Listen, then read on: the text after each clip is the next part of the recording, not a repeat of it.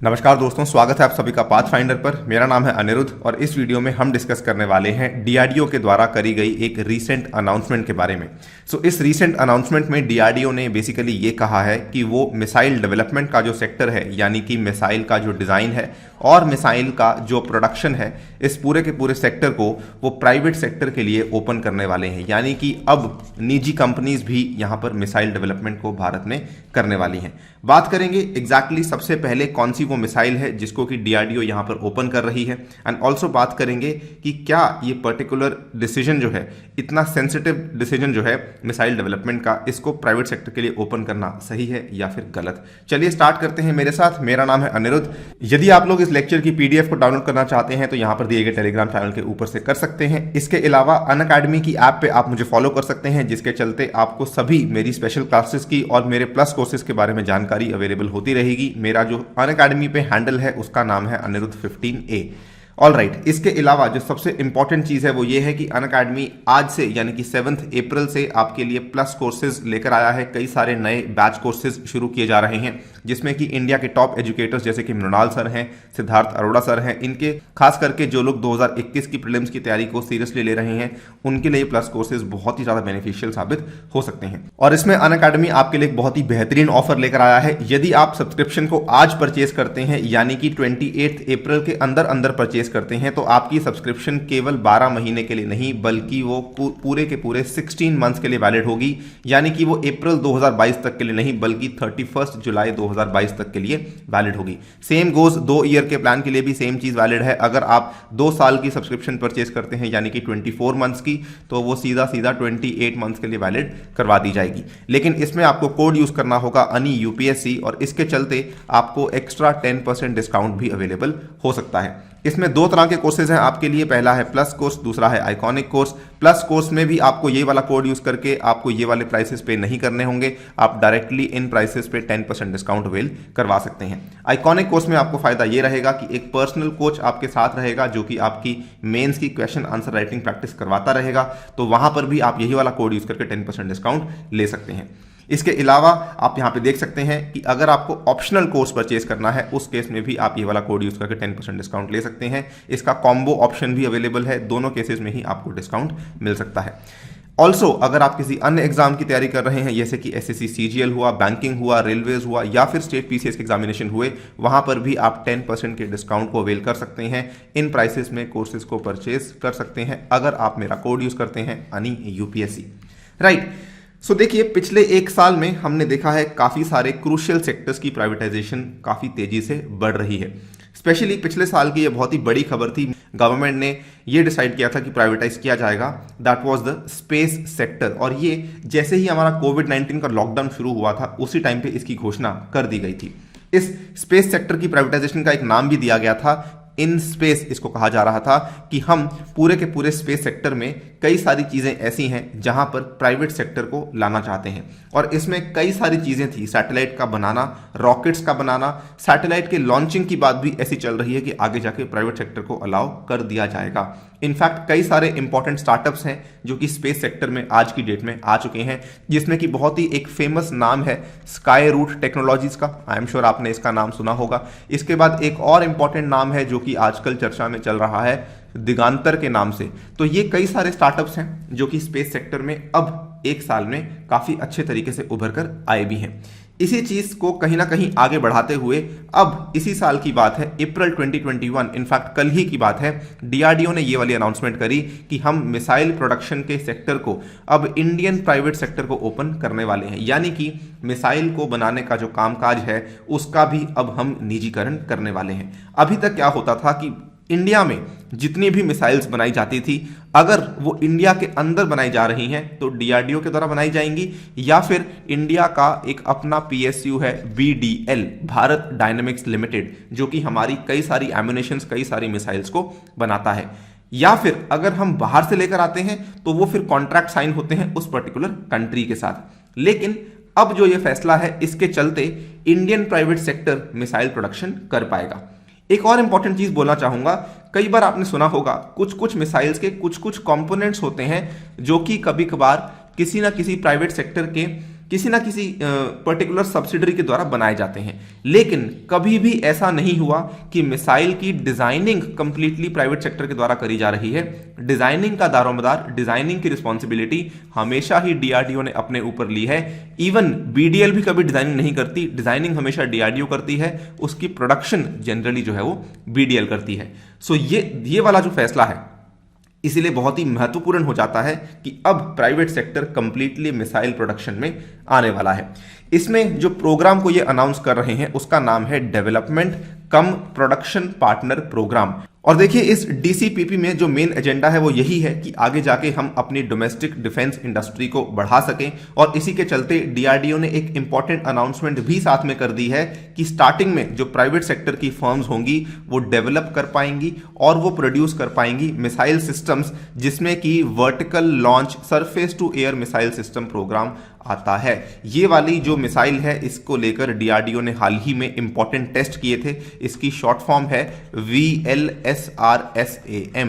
तो ये वाली मिसाइल की टेस्टिंग ऑलरेडी डीआरडीओ कर चुकी है, और इस पर्टिकुलर अनाउंसमेंट में इन्होंने ये कह दिया है कि अब जो ये वाली मिसाइल है इसको प्राइवेट सेक्टर के द्वारा भी बनाया जाएगा। सो आप यहां पे देख सकते हैं एक सीनियर अधिकारी हैं डीआरडीओ के, उनका ये स्टेटमेंट है, under the DCPP programme we have allowed the private sector to codevelop missile systems with us and then also produce them. कि पहले वो उसको डेवलप भी करेंगे यानी कि उसकी डिजाइनिंग भी करेंगे और उसके बाद उसकी आगे जाके प्रोडक्शन भी करवाएंगे। यहां पर जो सबसे पहले बिड फ्लोट करी गई है वो करी गई है VLSRSAM के लिए। आप यहां पे देख सकते हैं जस्ट अभी महीना डेढ़ महीना पुरानी न्यूज है ये, डीआरडीओ ने सक्सेसफुली लॉन्च करी थी VLSRSAM। इसके बारे में थोड़ी जानकारी आपको देना चाहता हूं। यहां पर आप देख सकते हैं कि ऑलरेडी जब ये बिड्स को फ्लोट किया गया था तो बिड्स को काफी एंथुजियास्टिकली रिस्पॉन्स मिला फ्रॉम द प्राइवेट सेक्टर। कहने का मतलब वो काफी ज्यादा इंटरेस्टेड हैं इस पर्टिकुलर डेवलपमेंट में, और उन्होंने ऑलरेडी काफी ज्यादा रुचि दिखा दी है कि हम भी VLSRSAM को जल्दी से बनाना चाहते हैं। यहां पर अगर बात करते हैं इस पर्टिकुलर मिसाइल के बारे में तो देखिए जो आप लेफ्ट साइड पे देख पा रहे हैं ये बेसिकली इसका टेस्ट लॉन्च है। जैसा कि इसका नाम है वर्टिकल लॉन्च, तो ये बिल्कुल वर्टिकली लॉन्च करी जाती है अपने एक स्टेशनरी प्लेटफॉर्म से। लेकिन जो राइट साइड पे देख पा रहे हैं ये बेसिकली इसकी प्रैक्टिकल यूजेज है, किस तरीके से इसका इस्तेमाल होता है।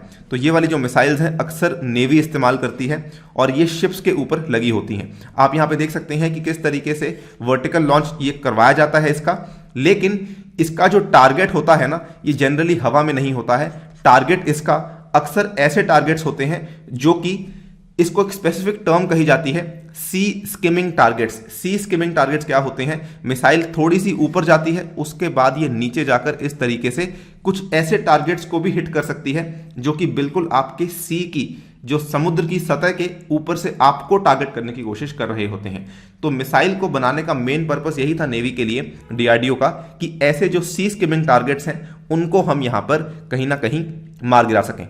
ये वाली मिसाइल जिसको कि डीआरडीओ ने अभी रिसेंटली टेस्ट किया था, इसके लिए ऑलरेडी प्राइवेट सेक्टर को बिड्स जा चुकी हैं, और यहां पर प्राइवेट सेक्टर जिस तरीके से रिस्पांस दे रहा है इट इज हाईली पॉसिबल कि आगे जाके अब प्राइवेट सेक्टर ही VLSRSAM को भारत के लिए बनाएगा।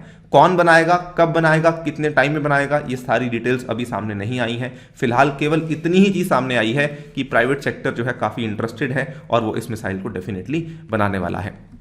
ये वाली जो मिसाइल है इसकी स्ट्राइक रेंज लगभग 40 किलोमीटर के आसपास है। जैसा कि मैंने आपको बताया ये कई सारे अनमैन्ड एरियल व्हीकल्स होते हैं, कई सारे एरियल टारगेट्स होते हैं, उनको भी जो है टारगेट कर सकती है। लेकिन इसका जो मेन काम है वो बेसिकली ये वाला है जो मैंने आपको यहाँ बताया, जो कि एक बहुत ही अलग सा काम है जो कि और कोई मिसाइल नहीं कर सकती है।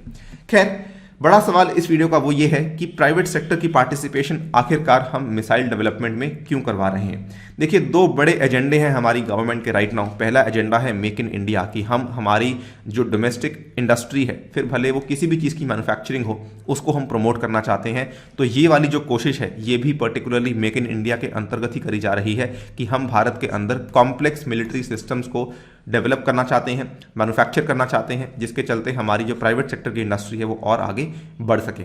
और वंस दिस इज डन, हमारा जो नेक्स्ट एजेंडा है वो basically make for the world का है, कि हम आगे जाकर किस तरीके से इन चीज़ों को एक्सपोर्ट कर सकते हैं, किस तरीके से इसके चलते हमारा जो करंट अकाउंट डेफिसिट है वो कम हो सकता है, और किस तरीके से इंडिया एक डिफेंस एक्सपोर्टर के रूप में भी सामने आ सकता है। नाउ आप यहां पे ये भी देखिए कि डिफेंस सेक्टर की के अंदर जो प्राइवेट सेक्टर की पार्टिसिपेशन है वो काफ़ी तेजी से बढ़ रही है। ये वाला जो इंस्टेंस था यहाँ पे हमने देखा मिसाइल सेक्टर को लेकर, लेकिन इसके पहले हमारी जो कई सारी इंपॉर्टेंट चीज़ें थी जो कि पहले आज तक डीआरडीओ बनाता आया था, वो अब आज की डेट में कई सारी प्राइवेट सेक्टर की इंडस्ट्रीज बना रही हैं। फॉर एग्जाम्पल अगर मैं बात करूं, इंडिया की जो फ्लैगशिप आर्टिलरी गन है जिसको कि ATAGS हाउविट्जर कहा जाता है, इसको ऑलरेडी डीआरडीओ ने कॉन्ट्रैक्ट्स दे दिए हैं to Tata and Baba Kalyani industries. अगर आप ये नहीं समझ पा रहे हैं हाउविट्जर, तो इसको देख के समझ जाएंगे। ये बहुत ही फेमस, बहुत ही कॉमन सी हाउविट्जर की गन है जो कि ऑलमोस्ट हमारी पूरी की पूरी आर्मी इस्तेमाल करती है। ये पूरा का पूरा जो प्रोडक्शन का अब कामकाज है, ये असल में या तो टाटा के पास है या फिर ये बाबा कल्याणी के पास है। डीआरडीओ ने केवल और केवल इसकी डिजाइनिंग करी है और डिजाइन्स को वो आगे पास ऑन कर देते हैं। और ये वाली जो गन है ये इंडिया की मेन आर्टिलरी गन है, यानी कि हमारी सबसे ज्यादा प्रमुख आर्टिलरी गन है जो कि आज की डेट में हमारे बॉर्डर एरियाज में भी तैनात यही वाली गन है। तो देखिए आप बड़ी क्लियरली देख सकते हैं कि काफी सारे सेक्टर्स में डिफेंस के अंदर जो प्राइवेट सेक्टर की पार्टिसिपेशन है वो काफी तेजी से बढ़ रही है। नाउ इंटरेस्टिंगली केवल इतना ही नहीं, जस्ट कुछ ही हफ्ते पहले की बात है, महिंद्रा जो कि अगेन भारत का एक ऑटोमोबाइल्स मैन्युफैक्चरर है, इनको भी एक बड़ा ऑर्डर मिला था इंडियन आर्मी से कि ये 1300 ALSVs को प्रोवाइड करेंगे for the Indian army. ALSVs इस तरह की गाड़ियां होती हैं जो कि मिलिट्री के ऑफिशियल्स के लिए या फिर मिलिट्री के जवानों के लिए यूज़ की जाती हैं, particularly in the border areas, so that वो थोड़ा सा सेफ्टी से जो है उन एरियाज में आ जा सके। ना ये चीज़ महिंद्रा को दी गई थी। इनफैक्ट जैसे ही ऑर्डर दिया गया था ये भी कहा जा रहा था कि भारत का एक और मैन्युफैक्चरर जो कि टाटा है उसको भी एक बड़ा ऑर्डर मिल सकता है। मेरा पॉइंट यहां पर यह है कि कई सारी चीजें यहां पर ऐसी हो रही हैं जिसमें कि प्राइवेट सेक्टर को अब अच्छा रोल मिल रहा है, लेकिन यहां पर एक बहुत ही बड़ा क्वेश्चन सामने आता है कि क्या ऐसे सेंसिटिव मिसाइल सेक्टर में प्राइवेट सेक्टर का पार्टिसिपेशन करवाना सही है? क्या ये सही चीज है जो कि डीआरडीओ यहां पे कर रहा है? इसका जवाब आपको आज मैं नहीं दूंगा। मैं चाहता हूं कि आप कमेंट सेक्शन का इस्तेमाल करें और मुझे बताएं कि आपको क्या लगता है कि ऐसे सेंसिटिव, ऐसे स्ट्रैटेजिक सेक्टर्स में क्या हमें प्राइवेट सेक्टर को लाना सही है?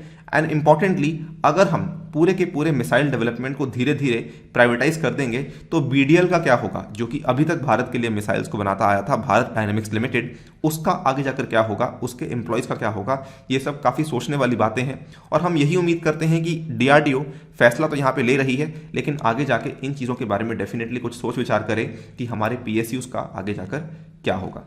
वीडियो को समाप्त करता हूं, लेकिन बताना चाहूंगा अनअकैडमी आपके लिए कुछ फ्री इनिशिएटिव्स लेकर आया है, जिसमें कि सबसे पहला है अनअकैडमी कॉम्बैट, जिसको कि हर रविवार कंडक्ट किया जाता है सुबह 11 बजे। और इसमें अगर आपको कोड यूज करना है तो ये वाला कोड यूज कीजिए अनि UPSC, जिसके चलते आप इस टेस्ट को अनलॉक कर सकते हैं। एंड हैवी डिमांड पे ये वाला जो पूरा का पूरा कॉम्बैट है हिंदी में भी उपलब्ध करवाया गया है। साथ ही में पाथफाइंडर की टेस्ट सीरीज है जो कि अगेन आप फ्री ऑफ कॉस्ट अवेल कर सकते हैं। Every day Monday to Saturday, Sunday का दिन छोड़कर आपको 12:30 बजे 6 टेस्ट प्रोवाइड करवाए जाते हैं। इसको भी अगर आपको अनलॉक करना है तो ये वाला कोड यूज कर सकते हैं। With that I take your leave. Thank you for listening. Stay tuned and stay safe.